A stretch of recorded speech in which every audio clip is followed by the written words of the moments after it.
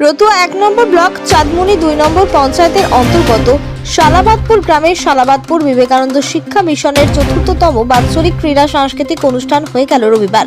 পতাকা উত্তোলন ও গাজলের মধ্য দিয়ে অনুষ্ঠানের শুভ সূচনা করা হয়। এই দিন শালাবাদপুর বিবেকানন্দ মিশন স্কুলের চেয়ারম্যান তারিকুল ইসলাম জানান, আবৃত্তি, নাটক, গাজল, সোশ্যাল মিডিয়াকে নিয়ে নৃত্য, নাট্য, মুখাভিনয় এর মতো বিভিন্ন সাংস্কৃতিক ও শিক্ষামূলক অনুষ্ঠান স্থাপন করা হয়।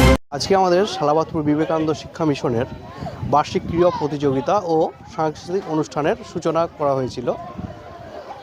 আজকে সূচনা প্রথমে প্রার্থনা ও পতাকা উত্তোলন দিয়ে আমাদের প্রোগ্রামটা স্টার্ট করেছি ও কেরাত, গজল ও দিয়ে আমাদের প্রোগ্রামটা স্টার্ট হয়েছে। ভূমিকায় আমাদের খেলাধুলা, যেমন রান, আলুদৌড়, অনেক খেলাধুলার আয়োজন করেছি।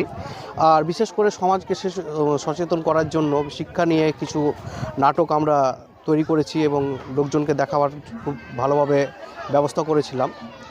আরও কিছু কিছু নাটক যেগুলো আমরা আয়োজিত করেছি, শিক্ষামূলক সবগুলোই আছে।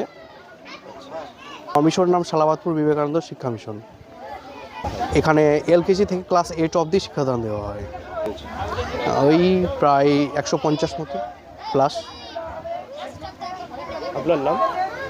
আমার নাম তারিকুল ইসলাম, বাড়ি? বাড়ি শালাবাদপুর।